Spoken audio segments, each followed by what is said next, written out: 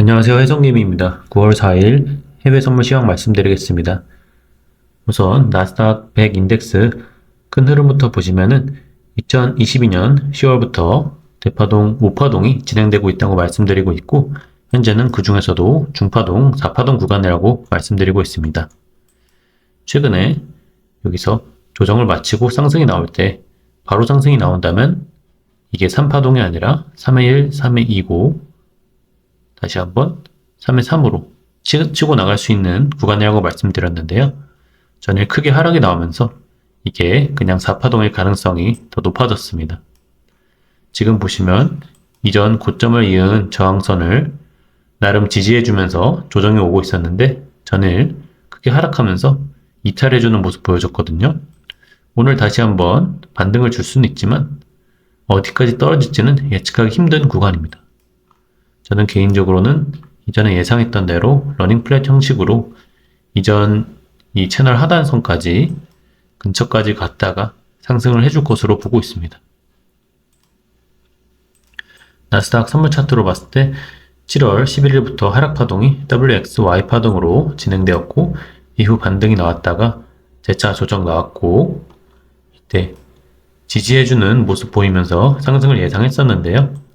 그렇지만 이 19,700을 뚫어줘야지만 확실한 상승이 진행될 것이라고 볼 수 있다고 말씀드렸고, 전일 저항 맞고 내려오는 구간에서는 이 3파동 채널 하단 지지선이 꼭 지지되어야만 상승할 수 있고, 이게 지지되지 않으면 크게 하락할 수 있다고 말씀드렸습니다. 전일 결국에는 지지선 뚫리면서 지속적으로 크게 하락 나왔죠. 지금 구간에서 그럼 조정이 끝난 것이냐 하면은 저는 그렇게 보진 않습니다. 일시적으로 반등은 줄 수 있지만 하락이 다시 한번 나올 것이라고 보고 있습니다.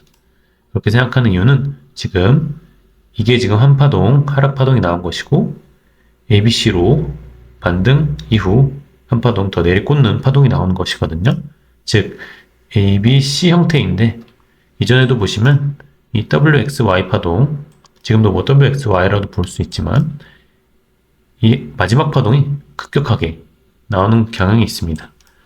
이전에는 계단식으로 하락했다면 이번엔 한 번에 내리꽂는 식으로 어디까지 내려갈지 모르지만 적어도 이전 이 A파동 만큼은 내려갈 것이기 때문에 18,750까지는 하락할 거라고 예상을 해볼 수 있고요. 이거보다 좀 더 조정이 나온다면 18,500까지도 나올 수 있습니다. 채널 하단은 17,800선이긴 한데 최악의 경우는 여기까지도 도달할 수 있겠죠. 제가 전일 이 지지선 꼭 지켜줘야 된다고 말씀드리면서 이전에 이 구간을 말씀드렸죠. 이 구간에서 똑같습니다. 지금 진행과 똑같은 게 하락이 계단식으로 나오다가 반등 ABC 주고 꽂아버리는 파동이 나왔거든요. 지금도 그런 파동 모습 보여줄 거라 보고 있고, 그렇기 때문에 단기적으로 반등을 줄 수 있지만 한 차례 더 하락할 수 있다는 것을 염두에 두고 매매하셔야 됩니다. 그래서 제가 이때 약 손절 반복하더라도 손절가 꼭 잡고 매매하시라고 말씀드렸죠. 저도 이때 하락하는 거 보고 절반은 팔고 절반은 휩소 무빙 기다리면서 갖고 있다가 잠들어서 어느 정도 손해를 보고 있는 상태인데요. 저도 일단 반등 나오면 나머지 물량 정리하고 지켜보려고 하고 있습니다. S&P 차트로 보시면 7월 중순부터 WXY 파동으로 하락 파동 진행된 후에 1, 2, 3, 4, 5로 상승 파동 진행 후 ABC로 조정 마무리되고 올라가는 것처럼 보이다가 한 차례 더 하락이 나왔죠. S&P도 보시면 ABC 또는 WXY로 하락이 나오는 것으로 보입니다. 그래서 이 마지막 파동은 어디까지 떨어질지 모르고요. 지금 떨어지는 칼을 잡을 때는 아니고 하락이 추세가 종결된 후에 반등으로 다시 방향을 틀었을 때 그때 들어가시는 것이 좋습니다.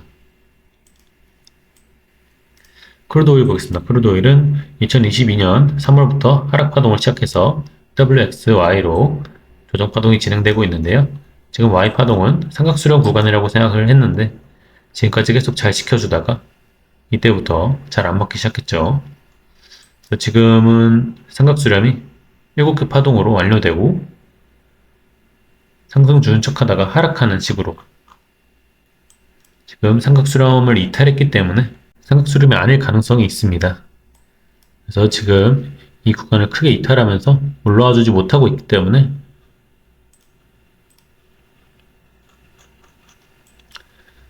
이 구간에 잡았다면 하락 이탈할 때 손절하셨어야 되고, 이때 크게 하락한 다음에 반등 나올 때 잡았다면 잡았다가 재차 하락할 때 이 구간에서는 약손절 하셨어야 됩니다.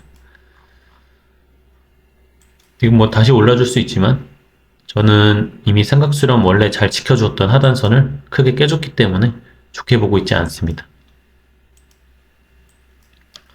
20년물 채권 금리 보시면 2023년 10월 말부터 EBC로 크게 떨어지고 있고요. 최근에 이 C파동은 하락 채널을 따라서 하락을 하다가 한번 하방 돌파했다 다시 올라오면서 채널 안에서 놀고 있죠. 그러다가 전일 하락이 나오기 시작했고 크게 꺾이는 모습을 보여주고 있습니다. 그래서 저는 크게 꺾이면서 이전 채널 하단까지는 가줄 거라 보고 있습니다. 그래서 앞으로도 추가적으로 채권 선물도 상승할 거라 보고 있습니다. 채권 선물 차트 보시면 2023년 10월부터 12월까지 대파동 1파동, 이후 대파동 2파동이 올해 4월 말까지 진행된 후에 현재 대파동 3파동 진행 구간이고요. 3파동은 현재 3회 1, 3회 2, 3회 3, 3회 4파동까지 마무리된 후 3회 5파동이 시작된 것으로 보고 있습니다.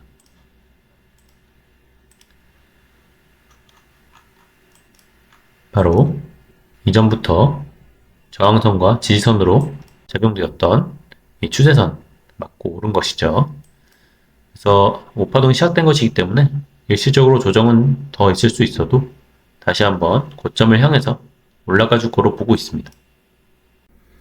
다음으로 유로 보겠습니다. 유로는 2022년 10월부터 2023년 7월까지 대파동 1파동 진행한 후에 대파동 2파동이 24년 4월 중순까지 진행되었고 현재는 3파동 구간으로 보고 있다고 말씀드리고 있습니다. 3파동은 다시 한번 3회 1, 3회 2파동을 마친 뒤에 3회 3파동 진행 중인 구간이고 이 3회 3파동은 1, 2, 3, 4, 5로 진행될 것으로 보고 있습니다.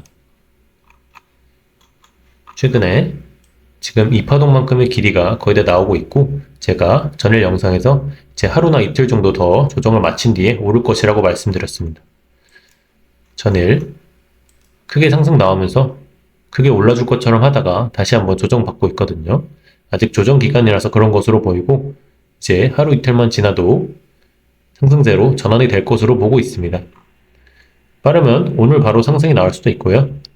느려도 내일이나 내일 모레에는 상승을 시작할 것으로 보고 있습니다. 지금 상승 다이버전스는 지속적으로 각인이 되고 있거든요.